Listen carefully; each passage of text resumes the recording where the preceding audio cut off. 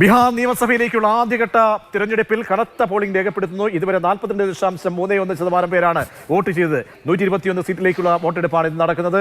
India സഖ്യ മുഖ്യമന്ത്രി സ്ഥാനാർത്ഥി തേജസ്വി യാദവ് ഉൾപ്പെടെയുള്ളവർ ഇന്ന് ജനവിധി തേടിക്കൊണ്ടേയിരിക്കുകയാണ്. അതേസമയം ബീഹാർ ഉപമുഖ്യമന്ത്രി വിജയ് കുമാർ സിൻഹയുടെ വാഹന വ്യൂഹത്തിന് നേരെ അക്രമം ഉണ്ടായിരിക്കുന്നു. ലഖിസറായിൽ വെച്ച് ഗ്രാമവാസികളാണ് വാഹനവ്യൂഹം തടഞ്ഞു നിർത്തി ആക്രമിച്ചത്. അതിന്റെ ദൃശ്യങ്ങൾ കൂടി.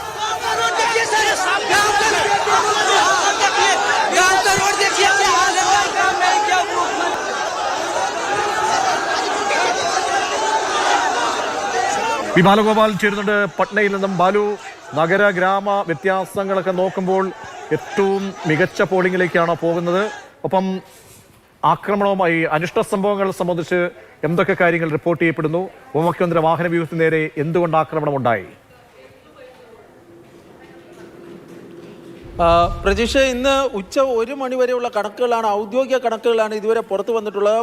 ബീഹാറിൽ മികച്ച ഒരു പോളിംഗ് ശതമാനത്തിലേക്ക് പോകുന്നു എന്നതാണ് ഏറ്റവും പ്രധാനപ്പെട്ട കാര്യം. 2020 നിയമസഭാ തെരഞ്ഞെടുപ്പിൽ ഈ 121 മണ്ഡലങ്ങളിൽ, അതായത് ഇന്ന് വോട്ടെടുപ്പ് നടക്കുന്ന 121 മണ്ഡലങ്ങളിൽ പോളിംഗ് ശതമാനം 58 ആയിരുന്നു. പക്ഷേ ഇന്ന് ഉച്ചയ്ക്ക് 1 മണിയോടുകൂടി തന്നെ ഈ പോളിംഗ് ശതമാനം, ഈ മണ്ഡലങ്ങളിലെ പോളിംഗ് ശതമാനം 43% കടന്നിരിക്കുന്നു എന്നതാണ്.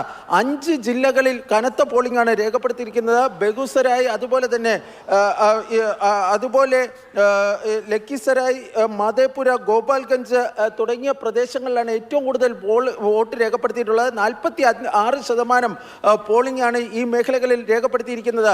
പട്നയിലാണ് നിലവിൽ കുറഞ്ഞ പോളിംഗ് രേഖപ്പെടുത്തിയിരിക്കുന്നത്. അവിടെ പോലും 37%-ലധികം വോട്ട് ഇതിനോടകം തന്നെ രേഖപ്പെടുത്തിയിട്ടുണ്ട്. പോളിംഗ് പൊതുവെ സമാധാനപൂർണ്ണമാണ്. ഇതിനിടയിലാണ് ബീഹാറിലെ ഉപമുഖ്യമന്ത്രി വിജയ് കുമാർ സിൻഹയുടെ വാഹന വ്യൂഹത്തിന് നേരെ അദ്ദേഹം മത്സരിക്കുന്ന ലഖിസരായിൽ വെച്ച് അക്രമ സംഭവം ഉണ്ടായിരിക്കുന്നത്. അദ്ദേഹം ഈ BJPയുടെ ശക്തി കേന്ദ്രമാണ് ലഖിസരായ്. അവിടെ ഇന്ന് ഈ പോളിംഗ് സമയത്ത് അദ്ദേഹം എത്തുകയും തുടർന്ന് അദ്ദേഹത്തിൻ്റെ വാഹനത്തിന് ചുറ്റും ആൾക്കാർ തടിച്ചുകൂടുകയും അദ്ദേഹത്തിന് നേരെ ഗോ ബാക്ക് മുദ്രാവാക്യങ്ങൾ ഉയരുകയുമാണ് ചെയ്തിരിക്കുന്നത്. തുടർന്ന് ഈ വാഹനത്തിൽ അടിക്കുകയും മറ്റും ചെയ്യുന്ന, അതായത് വാഹനത്തിൽ തടഞ്ഞു നിർത്തുകയും ആ വാഹനത്തിൽ കാര്യമായ തോതിൽ ഈ അടിക്കുകയും മറ്റും ചെയ്യുന്ന ദൃശ്യങ്ങളും മറ്റുമാണ് അവിടുന്ന് പുറത്തു വന്നിരിക്കുന്നത്. RJD പ്രവർത്തകരാണ് തനിക്ക് നേരെ ഈ അക്രമം നടത്തിയതെന്നാണ് ബീഹാർ ഉപമുഖ്യമന്ത്രി പറഞ്ഞിരിക്കുന്നത്.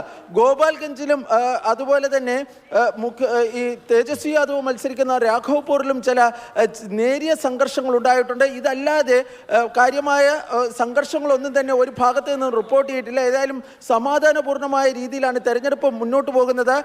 SIR നടപ്പിലാക്കിയതിനു ശേഷമുള്ള ആദ്യ തെരഞ്ഞെടുപ്പിലെ ഈ അഭൂതപൂർവമായ പോളിംഗ് ശതമാനത്തിലെ വർധനവ് മിക്ക രാഷ്ട്രീയ പാർട്ടികളെയും അത്ഭുതപ്പെടുത്തുന്നുണ്ട്.